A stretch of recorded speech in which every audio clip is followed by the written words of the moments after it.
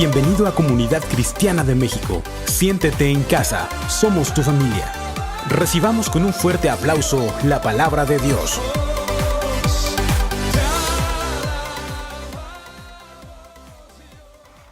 Muy buenas tardes. Es un privilegio estar aquí, compartir la palabra. Es algo que Dios nos entrega como un regalo, así es que estoy muy contento de que Dios permita entregarles una palabra por medio de mi persona. A todos los que no he tenido oportunidad de saludar, ojalá podamos hacerlo saliendo. Nos damos el abrazo, tengo muchas ganas de saludar a muchos. Y bueno, también saludamos a los que nos ven por el canal de YouTube. Un saludo a la iglesia de Celaya, a las personas que nos ven en Morelia y en toda la República. Es bueno estar en el mismo sentir, alimentándonos de la palabra que Dios entrega a esta casa. Así es que bien, vamos a iniciar con la palabra que ha preparado el Señor el día de hoy para nosotros. Y bueno, quisiera lanzar esta primera frase. La Biblia es donde encontramos la sabiduría para solucionar muchos de los problemas de esta vida. ¿Alguien lo cree o no? Es una fuente de sabiduría la Biblia. Problemas hay, sabemos todos que sí. Hay tiempos incluso que se cargan más las aflicciones. A veces hasta tenemos la idea de que una vez que conocemos de Dios, como que suceden cosas más fuertes en nuestra vida. Y sí es cierto. A veces cuando empezamos a conocer más de Dios, algo sucede que empezamos a vivir tiempos diferentes. Pero la Biblia ahí está. La Biblia es la fuente de sabiduría. Leer la Biblia nos hace sabios. Así es que cuando nosotros leemos la Biblia, encontramos grandes ejemplos. Y aunque nuestro único y gran ejemplo es nuestro Señor Jesucristo, también hay muchos personajes de fe. Y bueno, el día de hoy yo quisiera hablarles de uno en especial que ha tocado mi vida, que me ha traído muchas enseñanzas. Y quiero hablarles de José el Soñador. A lo mejor es un personaje que ya hemos estudiado mucho, lo hemos leído mucho, pero creo que siempre Dios nos muestra algo a través de ese ejemplo de José el Soñador. Y miren, les voy a dejar una tarea para todos aquellos que no han leído o no han escudriñado la Biblia en esos capítulos, que no han profundizado. En el Génesis del 37 en adelante se encuentra la historia de José el Soñador, hijo de Jacob. Y así es que una vez de que ya les dejé la tarea, Génesis 37 del 2 en adelante pueden leer. Y yo solamente les voy a parafrasear un poco de lo que ustedes en su casa van a leer, o los que ya conocen esta parte de la Biblia se van a dar cuenta con lo que les hable, cómo es que es la historia de este José, el soñador. Y mira, los problemas de José empiezan a los 17 años. Él teniendo esa edad, muy joven, 17 años de edad, él recibe sueños de parte de Dios. Dios le habla a través de los sueños. Y pues se le hace uno extraño, ¿verdad? Dice, oye, vivió la primera etapa de su vida muy tranquilo, José el Soñador, pero a partir de que Dios empieza a hablarle a su vida, que le entrega sueños, empiezan a suceder cosas muy fuertes para él, empieza a vivir tiempos difíciles. Un tiempo muy difícil es tener a su familia en contra de él. Y bueno, llega a sucede hasta las mejores familias, que algunos de nosotros conocemos de Dios, Dios nos empieza a hablar y pareciera que la familia se pone en contra de nosotros. Incluso hay una frase que para los que todavía no conocen de Dios les causa conflicto, cuando uno llega y les dice, es que Dios me habló. Es una frase que utilizamos nosotros, dice, es que Dios me habló. Y la familia que todavía no ha estudiado la Biblia o no ha profundizado en el tema de la palabra de Dios, la familia dice, pues ¿qué le pasa a este? ¿Cómo que Dios le habló? Pues ni que fuera qué o qué. Es algo que causa conflicto en la familia. te echan carrilla de santurrón, te echan bullying, que no, que aleluya, y que no, te pasa de todo. Cuando empiezas a conocer de Dios, cuando Dios llega a tu vida, empieza a haber adversidades aún, fíjense, en la familia. Cuánto más en la sociedad, en la escuela, en el trabajo, el bullying es fuerte. Y a este José el Soñador, a esa edad de 17 años, empieza el bullying a su vida. Empieza con las aflicciones, llega el momento que sus hermanos tratan de matarlo, no lo hacen, terminan echándolo a una cisterna para después venderlo como esclavo por 20 monedas de plata. Y de esa manera termina José en Egipto, en manos de Potifar. Hasta ahí, fíjense, primera parte de las aflicciones de José el Soñador. Vemos algo difícil, algo ya tremendo, o sea, de ser un hijo de familia, de ser el consentido de papá, termina de esclavo, termina separado de su familia. Y pues empieza un caminar de fe, porque realmente él tuvo que caminar en mucha fe para soportar todo lo que le pasó en ese proceso. Después de eso, sabemos que dice la palabra que cae en casa de Potifar, la esposa de Potifar lo quiere seducir, él termina huyendo y lo meten a la cárcel, ¿verdad? Todo así más o menos parafraseando cómo va esto, lo meten a la cárcel. Pero fíjense, una cosa muy importante que yo vi en esta historia de José, que a mí me habló mucho, que algo de lo que más me habló Dios por medio de esta palabra, es que José el Soñador no reclamaba, no renegaba. Yo estuve viendo una y otra vez la palabra de Dios. Yo dije, tengo que encontrar una queja de José. A ver, déjame revisar. Quiero ver a José quejándose. Y no lo encontré. No encontré a José el Soñador quejándose de las injusticias que estaba viviendo en su vida, porque eran injusticias realmente. Nosotros sabemos que él no tenía la culpa, él solamente les dijo, Dios me dijo esto a través de mis sueños, y no le creyeron sus hermanos, y aún sus padres se pusieron en contra de lo que José les había entregado. La información que él les había dado, dijeron, no lo podemos aceptar, tú andas mal, chavo, tú andas mal, ¿cómo que todos nos vamos a postrar ante ti? No, eso está mal, ¿ok? Porque está mal es otra cosa. La familia se le pone en contra. En el caso de la vida de José en la casa de Potifar, ¿qué vemos? Otra injusticia, ¿no? ¿Tuvo la culpa José de esa seducción? Los que hemos leído esa parte sabemos que él no tuvo la culpa. Él hizo lo que le agradaba a Dios. Él se mantuvo en fe. Y mira, mantenerse en fe le causó muchos conflictos. ¿Cuántos de nosotros, por hacer acciones que agradan a Dios, nos metemos en conflictos? La verdad, a veces nos metemos en conflictos, porque en ocasiones nos ponemos en una posición o agradamos al mundo o agradamos a Dios. Y cuando agradamos a Dios, se vienen encima conflictos, aflicciones, se vienen los problemas. Y uno dice, ¿pero por qué? Si yo quiero hacer lo correcto, yo solamente quiero agradar a Dios, ¿sí? Pero vemos a un José que agradando a Dios, manteniéndose firme en la fe, dando buen testimonio de fe, tomaba victorias en aparentes derrotas. Llega un momento que José, estando en la cárcel, llega a tener un buen lugar. Esto me agrada mucho porque eso sí lo vamos a leer en la Biblia. Génesis 39, 23. Me agrada mucho que José logra una posición muy buena dentro de la cárcel.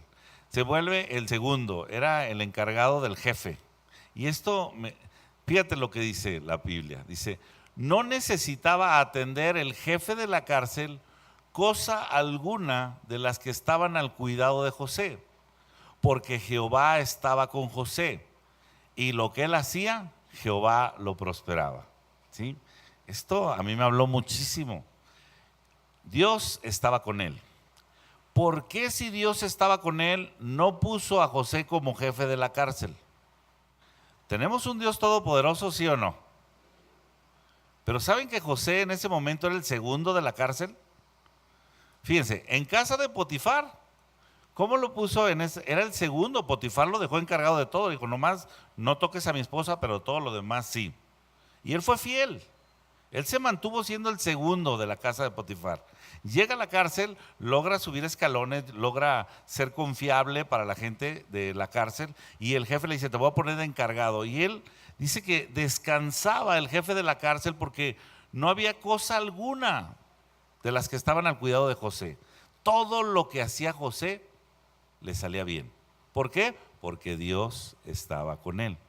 ¿A quién estaba agradando José el soñador? A Dios, aún en la cárcel.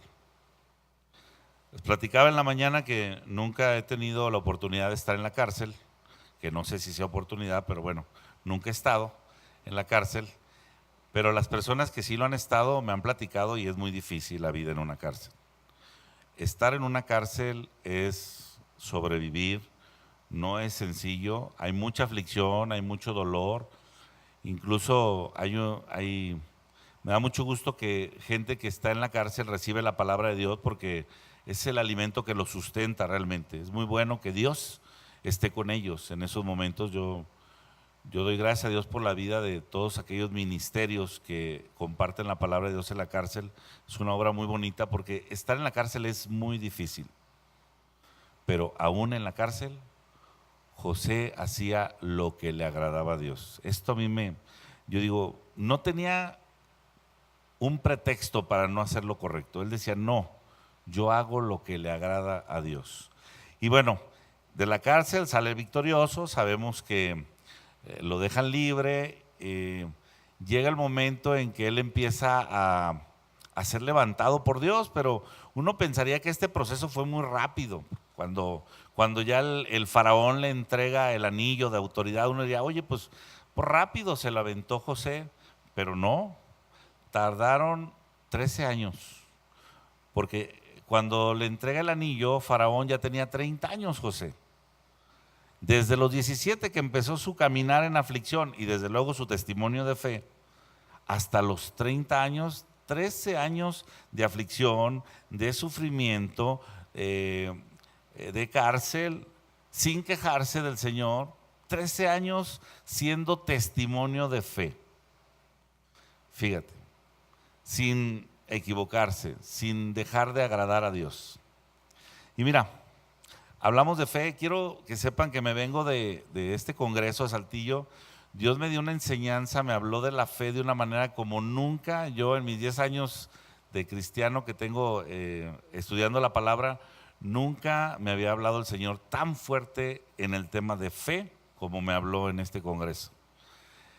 Y es que es bien fácil aprendernos un versículo. Toda la gente que llega a una iglesia, luego nos aprendemos Hebreos 11:1. Es que la fe es la certeza, ¿se acuerdan de esa? La fe es la certeza ¿de qué? De lo que se espera, la convicción. La mayoría no lo sabemos o lo hemos oído, ¿sí o no? Y vivimos en ese versículo, nos abrazamos de él y nos confundimos totalmente en algunos términos porque creemos que la fe es lo que yo quiero o mis caprichos vueltos realidad. Y eso no es la fe. La fe no es que mis caprichos se vuelvan realidad, ¿no? Y nos abrazamos de ese versículo. Y luego también el versículo 6 de Hebreos 11 también está muy bonito. También ese lo abrazamos porque dice, es que sin fe, pero sin fe es imposible agradar a Dios. También ese decimos, qué bonito versículo. Estos sí son de los que subrayamos. Yo incluso los tengo subrayados. Y vivimos en eso diciendo, yo soy una persona de fe, es que yo sí tengo fe. Pero vemos a un José el soñador cómo atraviesa aflicciones y cómo sigue dando testimonio de su fe. Porque no solamente es decir que tengo fe, ustedes saben, ¿verdad? Que la fe sin obras, ¿cómo es? La fe sin obras es... Es que luego digo frases bíblicas y bien poquitos contestan. Y luego me saco una frase del mundial y luego todas las contestan. Hace ratito dije, como dijo José, ya lo pasado, ya ven, ya lo pasado, dice José, ¿verdad? Pero la Biblia dice que la fe sin obras es Ándeles. La fe sin obras es muerta. Y vemos cómo este José, el soñador, está viviendo en testimonio de fe viva. Él está pasando por situaciones fuertes, difíciles, y sigue adelante, caminando, creyéndole a Dios. Dios le había hablado, Dios le había entregado sueños, Dios le había dicho a dónde iba a llegar él. Y había muchas cosas que el entorno, las circunstancias le decían lo contrario. Muchas veces así pasa en nuestra vida. Yo quiero ser ahora sí muy cuidadoso con mi testimonio porque la transmisión en vivo y todo eso, ustedes saben, pero les decía en la mañana que el primer culto es el culto en que incluye chistes. El segundo culto es más tranquilo porque nos está viendo mi pastor ahorita desde Monclova, me está checando. Pero les decía que en mi vida recibí palabra muy bonita, pero hermosa.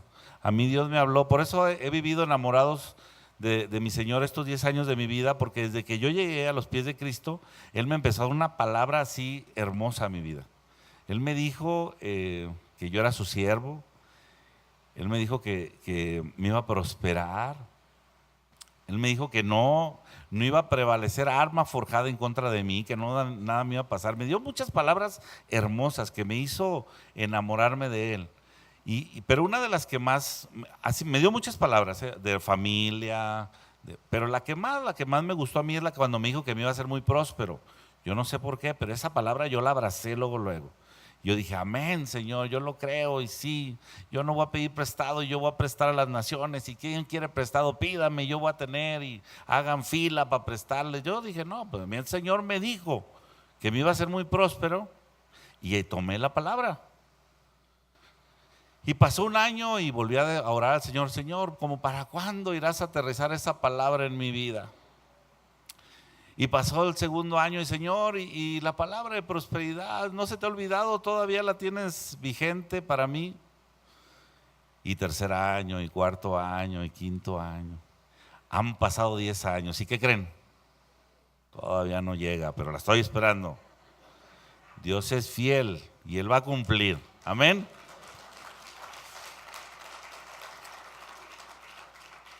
Mira, algo que yo he aprendido, que cuando nosotros creemos lo que Dios nos dice, porque le decía hace ratito, una cosa es leer la Biblia, eso se cuece aparte. Leemos la Biblia, sí, eso nos da sabiduría porque la Biblia es fuente de sabiduría, pero creer lo que dice la Biblia nos hace salvos, nos hace vivir en salvación. Esto es muy importante también. Cuando creemos, el creer nos lleva a algo, ya tiene premio creer. Pero muchas veces nuestra fe queda limitada porque no nos permite hacer cosas que a Dios le agradan.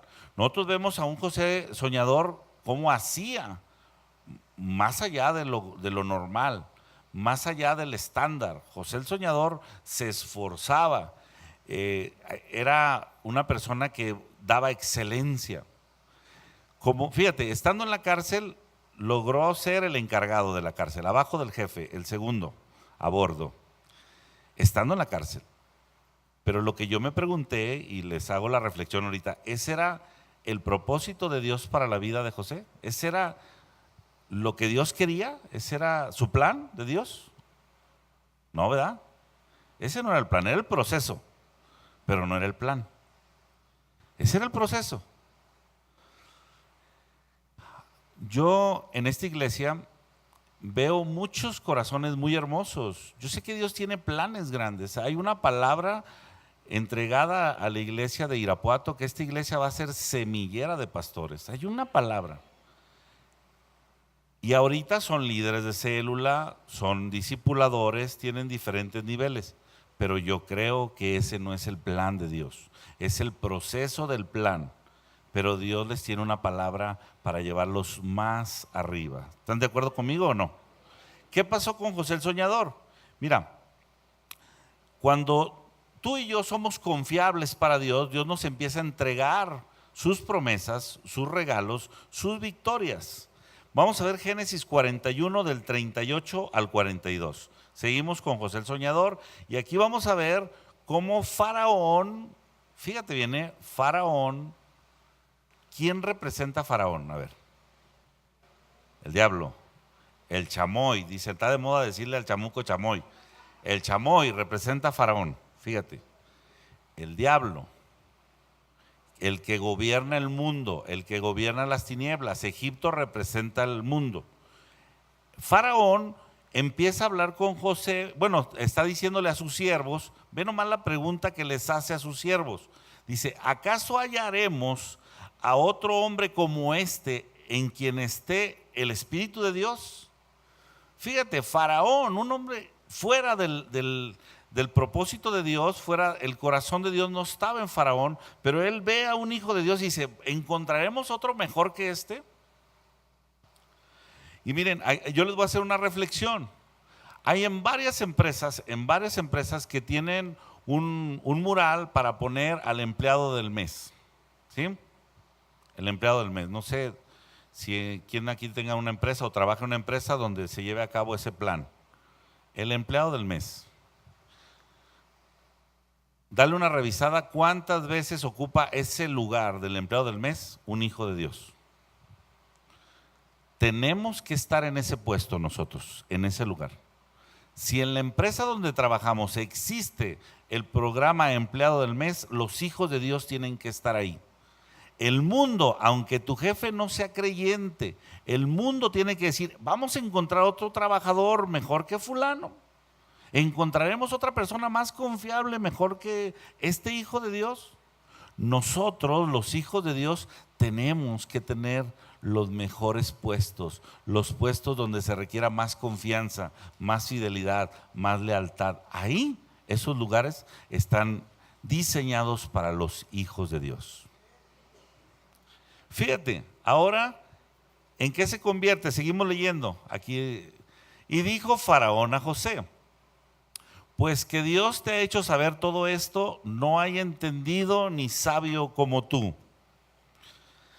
Tú estarás sobre mi casa y por tu palabra se gobernará todo mi pueblo.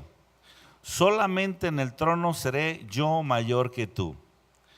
Dijo además Faraón a José, he aquí yo te he puesto sobre toda la tierra de Egipto. Entonces Faraón quitó su anillo de su mano y lo puso en la mano de José. Y lo hizo vestir de ropas de lino finísimo y puso un collar de oro en su cuello.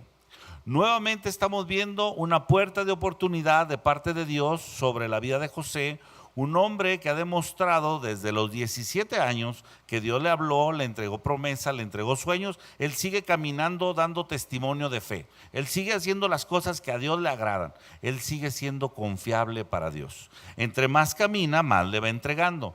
Nuevamente le entrega un segundo lugar. Pero ahora ya no de la cárcel. Un segundo lugar de la nación más poderosa de la tierra. Y le entrega el anillo de autoridad. Y mira, yo me he fijado que en los hombres sobre todo, yo siendo hombre he estudiado un poco más la conducta de los hombres, las mujeres se cuecen aparte, las mujeres tienen una gran capacidad para muchas cosas, pero a los hombres nos pega mucho ser el segundo lugar en algo. Queremos el número uno, los hombres. ¿Sabe? Yo no sé si nuestra cultura mexicana como buen macho quiero ser el número uno. Pero yo puedo ver que un corazón confiable para Dios es embajador de Dios, aunque seas el segundo a bordo. No tiene nada de malo. No tiene nada de malo ser un subgerente, ser un second en algo. ¿Qué más hay aparte de? Sí, o sea, a veces te dicen, eres un supervisor, gloria a Dios que me puso en esta posición. Eres un líder de célula, gloria a Dios que soy un líder de célula. Eres un discipulador, gloria a Dios. Dios nos va a ir llevando de gloria en gloria. No hay un tope en la gloria de Dios. La gloria de Dios es magnánime, no tiene límites. Entonces yo voy a ir de gloria en gloria, de victoria en victoria, pero yo tengo que tener un corazón muy dócil, muy humilde, para en cada lugar donde Dios me ponga, dar lo mejor de mí. Haciendo eso, voy a ser confiable para Dios. Mira, aquí vemos ya un José, ya estaba viviendo una victoria, ya estaba él, era el segundo a mando de la nación más fuerte en ese tiempo del mundo, tenía el anillo de autoridad, 30 años, estaba en la mera edad de su vida donde estaba disfrutando las mieles del éxito, José. 30 años. Imagínate, tú a los 30 años espirituales. Imagínate lo que Dios quiere que llegues a tener. Esto que estaba pasando con José el soñador no era el propósito de Dios final. Había algo más para entregarle a José. Dios quería llevarlo a una gloria mayor. A mí me impresiona cuál fue la solución cómo la Biblia lo redacta en Génesis 41:50, y voy a leer hasta el 52. Ese hombre exitoso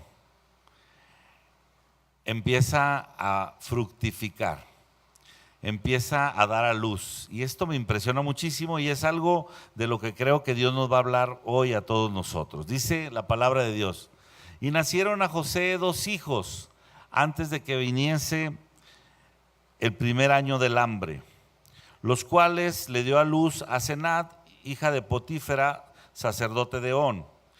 Y llamó José el nombre del primogénito Manasés, porque dijo: Dios me hizo olvidar todo mi trabajo y toda la casa de mi padre.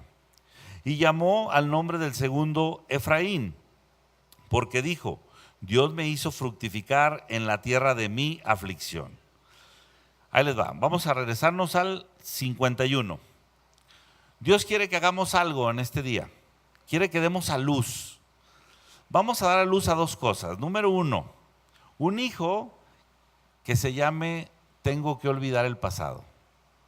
Ese hijo va a ser nuestro hijo favorito, va a ser el primogénito. Primero, para que un hijo de Dios sea confiable, tenemos que vivir en el presente con una expectativa en el futuro. Dios quiere que tengamos visión, no quiere que seamos históricos. Dios no quiere que nos tardemos, que nos hagamos lentos en las cosas del pasado. Es muy importante olvidar nuestros errores del pasado. ¿Hay errores de trabajo? Sí.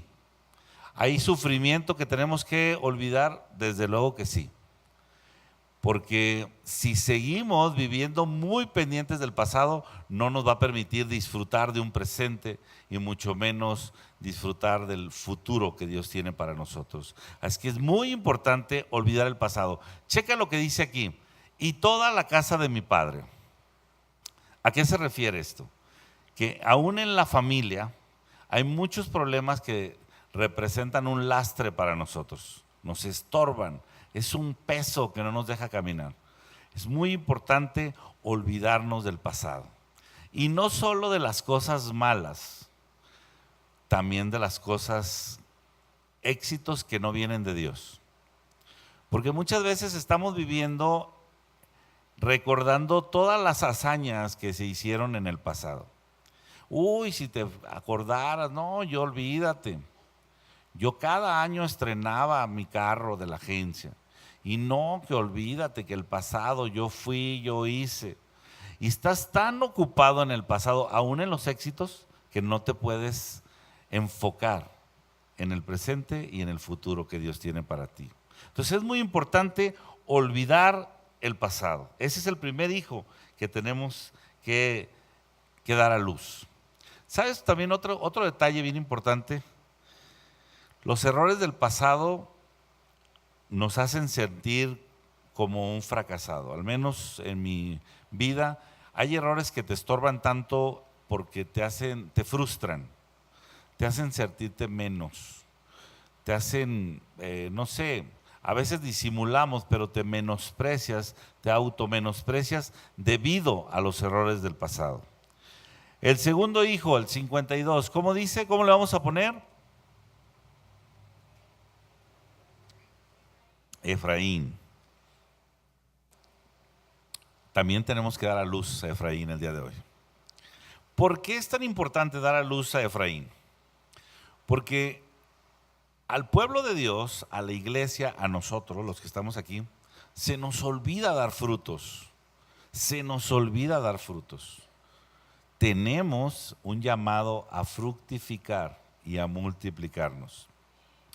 Tenemos un llamado, entonces no podemos vivir una vida cristiana en esterilidad. Tenemos que dar frutos.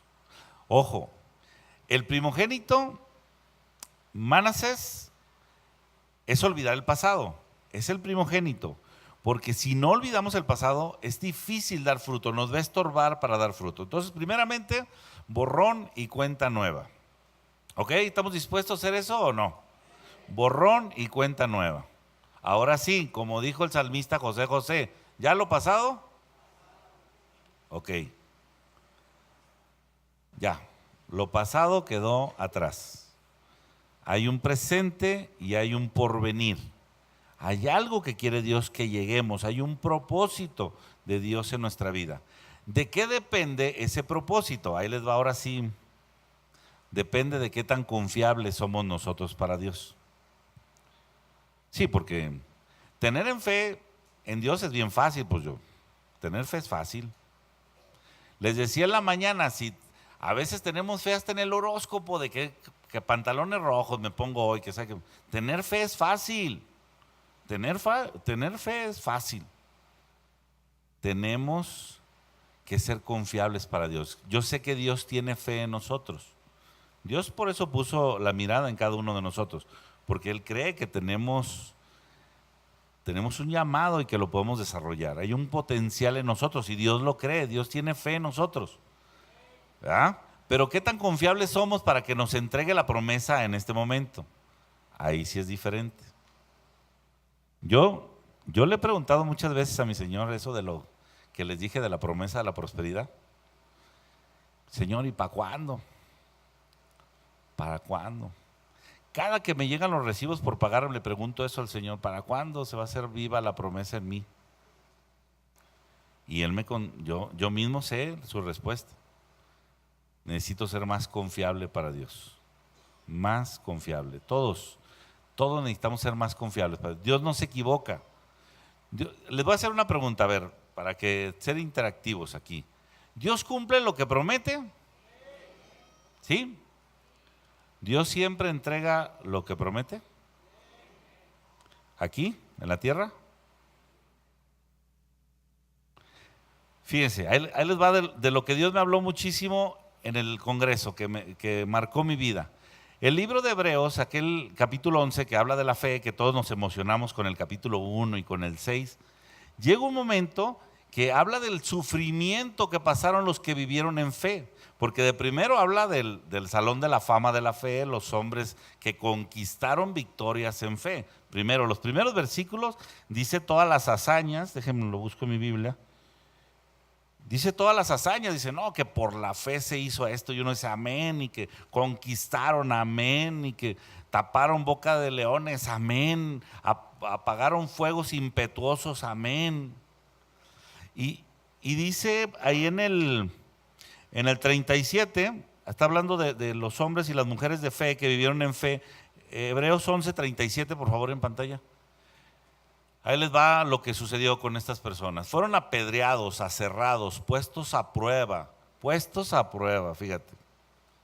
Muertos a filo de espada, anduvieron de acá para allá, cubiertos de pieles de ovejas y de cabra, pobres, angustiados, maltratados. Fíjense. Nos vamos a brincar al 39, por favor. Y todos ellos que sufrieron, aunque alcanzaron buen testimonio mediante la fe, ¿hicieron lo correcto, sí o no? El testimonio, hermano, cuidaron el testimonio, se portaron bien, no recibieron lo prometido. No recibieron lo prometido. ¿Por qué? Sabemos que Dios es fiel, eso es seguro, eso no se pone en duda. Dios es fiel, amén. Dios cumple lo que promete, amén. Hay algunas personas, ya leyendo bien, usted lo puede leer en su casa, dice que les va a entregar un premio eterno. Lo prometido se los va a entregar en la eternidad. Dios siempre cumple. Eso que no nos quede duda. Pero no cumple mis caprichos. Si yo le digo que hoy quiero recibir mi capricho, no, Dios no se maneja por mis emociones ni por mis sentimientos. Dios es sabio, es plenamente sabio, totalmente sabio. Pero entonces, ¿qué es lo que pasa con nosotros? Necesitamos ser confiables para Dios, para que Él nos entregue lo que Él nos ha prometido. Si tú estás dispuesto a dar a luz, a olvidar el pasado, si tú estás dispuesto a dar luz, a dar frutos de justicia para Dios, tienes que aceptar que tu fe sea probada. Quisiera leerte esta última escritura y voy a pedirle que me acompañen aquí en el teclado. Quisiera poner primera de Pedro, capítulo 1, del versículo 3 al 7, y voy a utilizar una traducción que se llama NTV.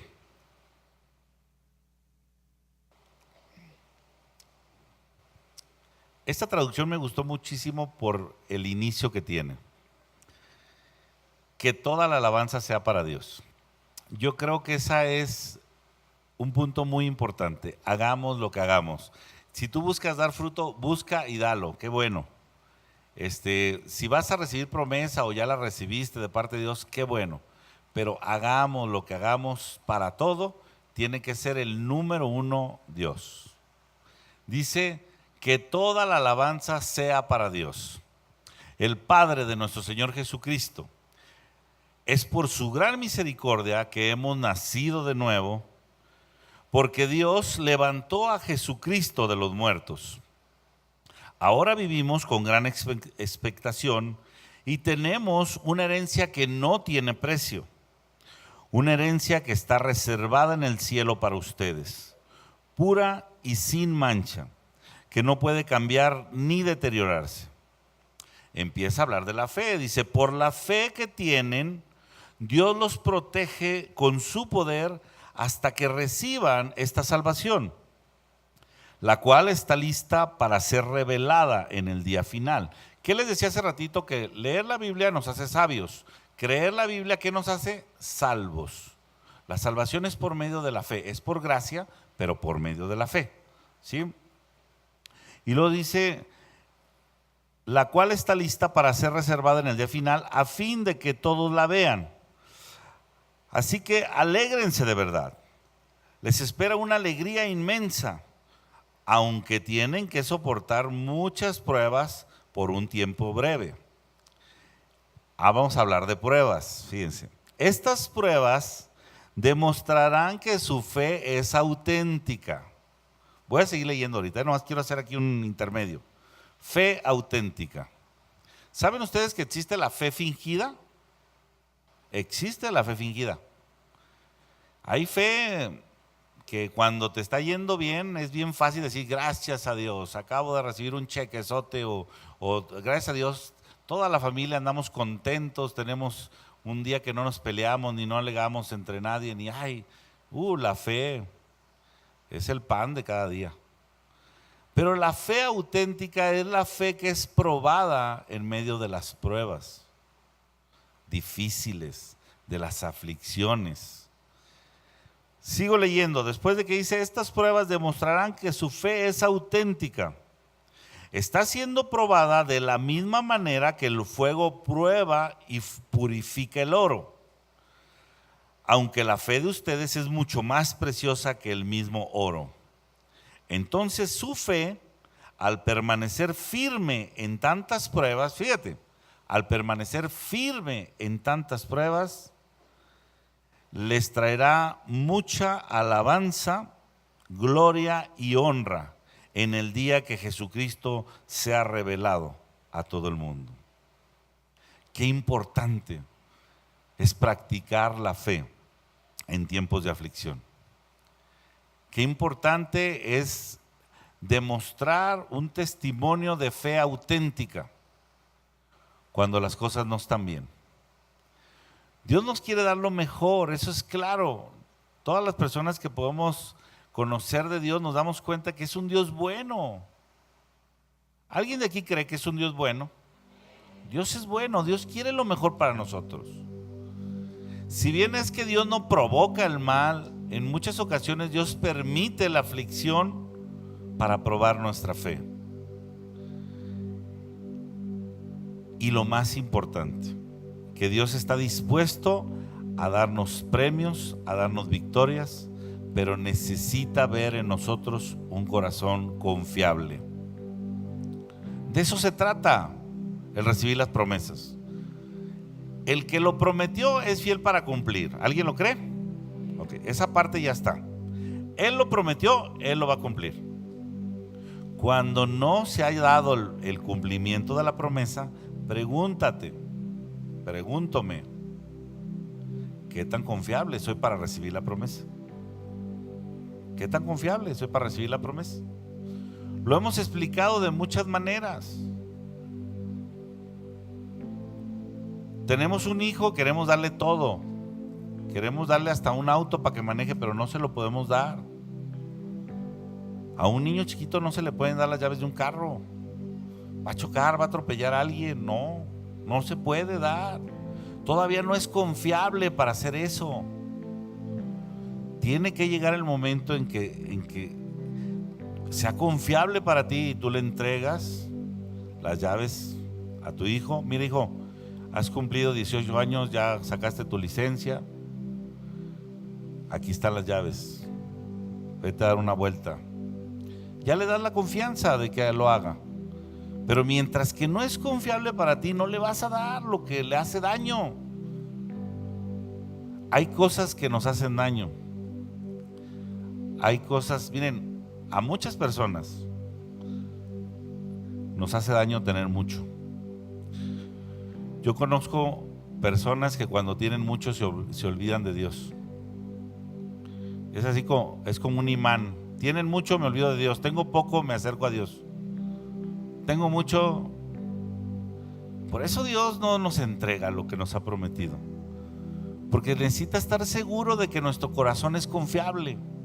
Ahora fíjense, en lo ministerial. Me he basado más a lo secular, pero en lo ministerial. Tenemos una promesa en esta iglesia. El Señor va a levantar pastores. Yo vivo en esa promesa desde hace varios años. Yo cada que recuerdo, y créanme lo que no digo lo mismo en todas las iglesias. Yo sé que es una promesa que Dios entregó para Irapuato y yo la creí desde un principio, que iba a ser semillero de pastores para toda la república. Fíjense. Y yo veo que hay muchos corazones muy buenos para pastorear. Y Dios ahí está, Dios lo prometió. Dios lo quiere hacer. Dios no quiere que te quedes en líder de célula. Dios no quiere que te quedes en discipulador. Dios tiene palabra de lanzar pastores de esta iglesia. Y Dios lo va a cumplir. La pregunta es, ¿qué tan confiable es el corazón de todos los discípulos que están en proceso de formación? Dios no puede ser burlado. Dios no puede ser burlado. Un corazón confiable para Dios recibe las victorias que Dios ha preparado para él. Pónganse de pie, vamos a poner esta palabra en meditación. Les dije al principio que leer la Biblia, ¿qué te hace? Sabio, porque la Biblia es fuente de sabiduría, ¿verdad? Creer la Biblia, ¿qué te hace? Salvo, porque por gracia soy salvo por medio de la fe. Bueno, hacer lo que dice la Biblia, ser hacedor de la palabra, te hace santo. Y cuando tú eres santo, agradas el corazón de Dios y Él tendrá sus promesas.